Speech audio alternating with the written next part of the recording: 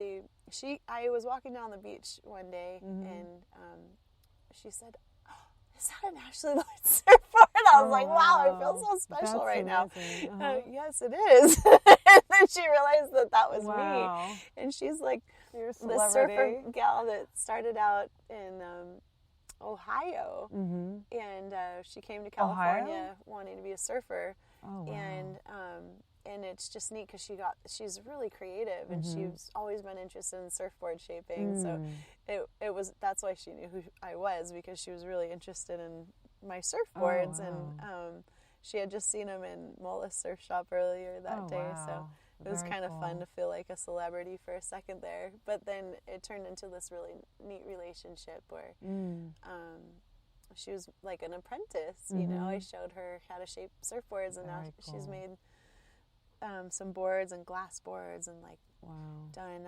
indigo fabric, made her own indigo fabric, and then glassed them into the boards. This is the next level. This is what happens. This is what's going to happen with all these women. It's really neat. Like, she's one of the first women that I've taught, and there's just a lot more interest now. Like, I don't really have too much extra time to teach, but it is really neat how it, like, when you pass on that information, how special that feels.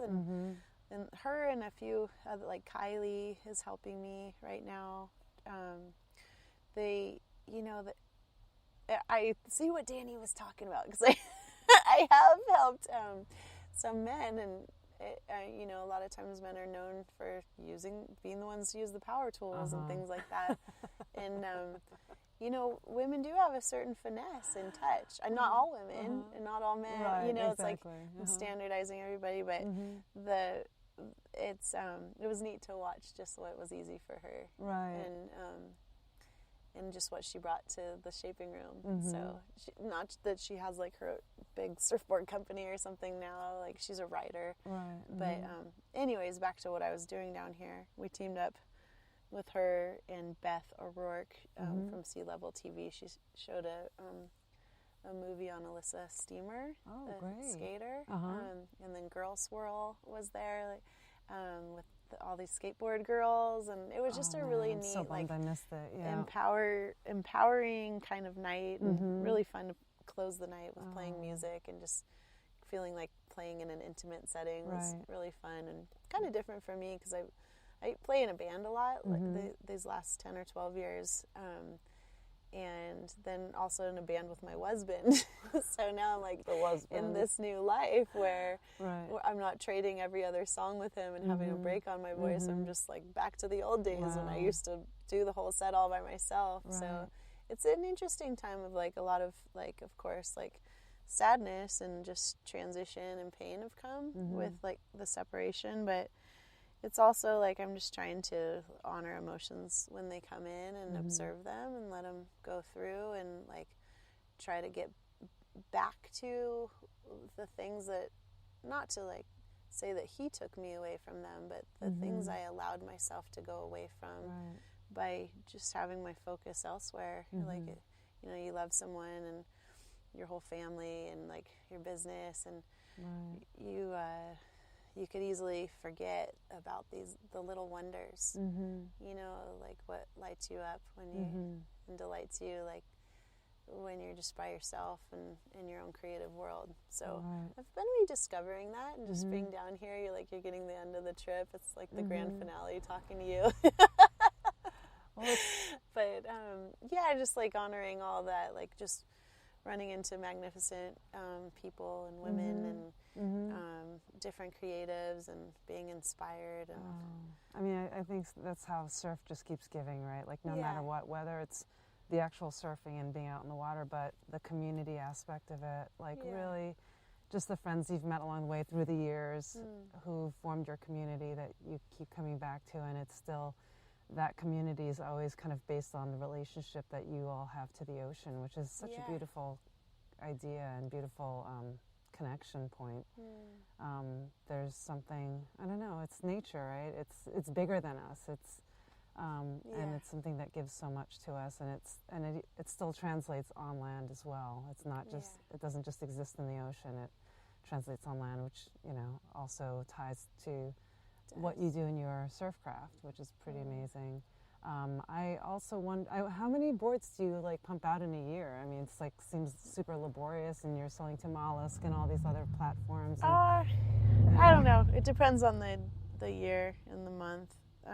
It's always changing. Not too many.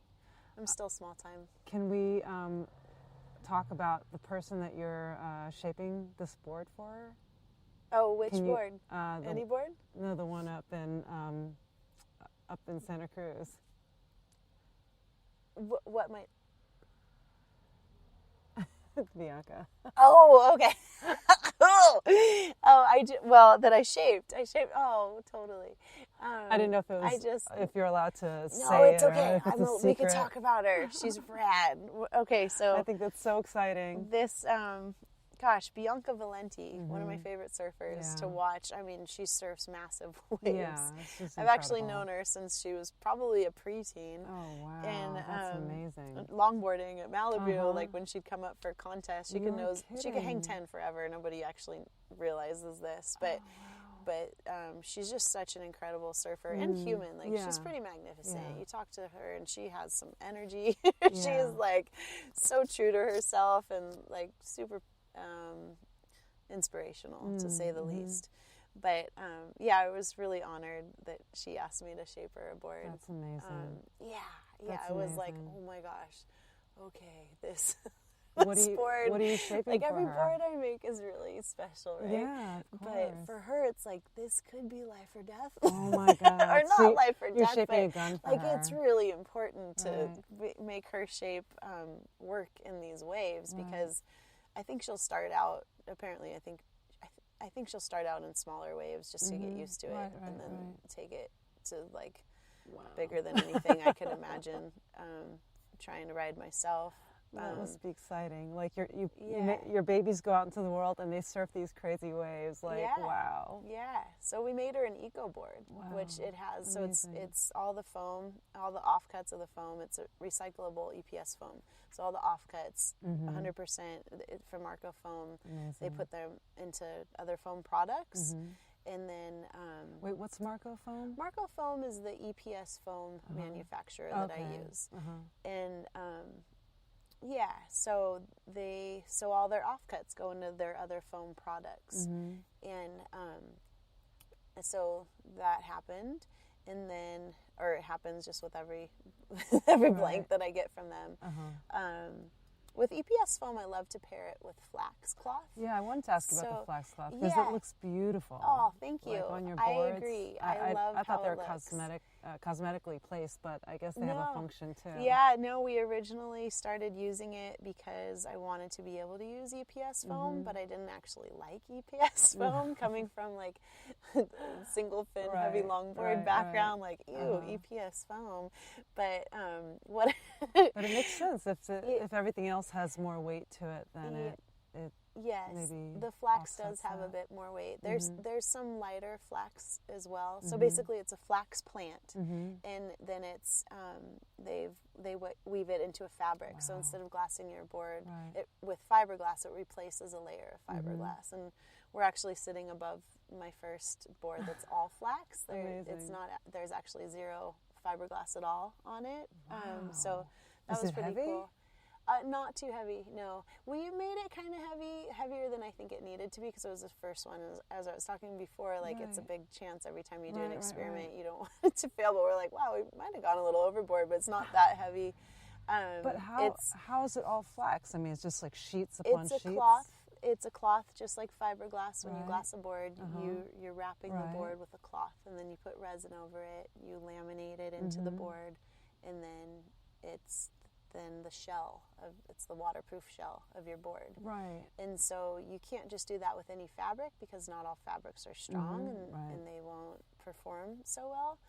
But the cool thing about flax is it has a dampening aspect to it. So some people, there's a common misconception that happens with EPS foam and epoxy. So some people think, they hear the word epoxy and they think, I don't like epoxy. I don't like epoxy. But it's not actually the epoxy that they don't like, it's the EPS foam. but some people love EPS foam because the attributes that some people hate about it, other people love about it, right? Just like anything in life. Where's the balance? So for me, the balance is with flax. And what happens with EPS foam, it's very light, and just like with the foam structure, like when you tap on the board, it has everything's a vibration, and so when you just tap on it, you could hear it sounds different than polyurethane foam, and so the same thing when it's moving through the water, every little ripple that it touches, it's vibrating differently. So it's interesting because it's the core of the board that we're talking about, but by putting the flax on the outer shell, it helps to dampen the pinginess and like the chatter that happens through chop and things like that. And you could also weight it easily with the flax, with it feeling more like a traditional polyurethane blank. So it's been a really great combo, and I originally heard about flax and thought about this possibility because I heard about the dampening aspect, and I was like, what if we could make logs? Like, what if, like, I'm surfing Malibu on a single fin heavy nose rider that's made out of EPS foam, like, and flax, and now I'm doing that. So, and it works, and I love it. But it was kind of like, it took some to figure out the formula and how I like it, and working with Tyler Hopkins, my glasser, has been really helpful for me. Just like, we're both pretty passionate about it. We both love how the flax looks, as you do too, and but also like the core reason of why we started using it. It's very strong, very functional. This company called Lingrove, we get most of our flax from. They also make guitars that are beautiful. Instead of using wood, they use flax, and it's incredibly strong. There's like, I wonder what that sounds like. It's like stronger than steel, they say, like comparatively, but it sounds beautiful. They're beautiful guitars and ukuleles. They're like, check them out. The company's called Lingrove. But back to Valenti's board. So back to Valenti's board. So we have some flax on. Sorry. No, I can go on these journeys with you too. Do you edit this? I was trying to ask you that earlier, and Cleo was itching. Do you edit this podcast? I do ramble. I get really excited. You'll have to keep me on track. It's okay. Valenti is surfing an eco board with flax. That's amazing. I can't wait to see her. What is that conversation like? Like, how do you? Because to my understanding, the board is so important. I mean, obviously. In any surfing, but especially in big wave surfing, and I feel like that conversation between the shaper and the surfer is really important. That tool is crucial. It is important. So like, what's the conversation like between you and Bianca when you begin to kind of imagine this board? Well, I start out by thanking her a lot because I'm like just so honored that she wanted me to make her a board. And I know that anything I shape, really, she'll be able to ride because she's such an incredible surfer, to tell you the truth. But it starts just as like my typical surfboard interviews. Like, what are you riding now? How does it work for you? What waves are you going to ride? What size are you riding? And what are your goals? What's the board she's riding right now? Or really similar. Like, she has a lot of different boards. Bob Pearson makes a lot of her boards, Pearson Arrow. And I think she's had other shapers. Like, I think Stretch has made her some guns. And Stretch is based in Santa Cruz, right? But I don't totally know her quiver. It's kind of neat how she doesn't have just one single shaper.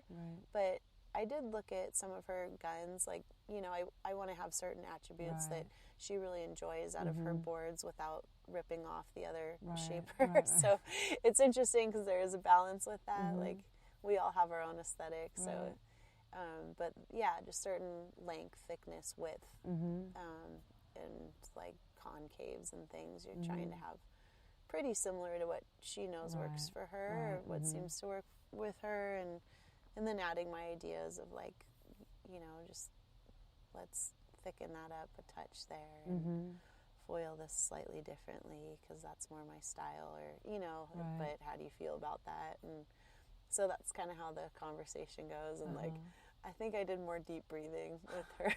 Like, I just kept finding myself like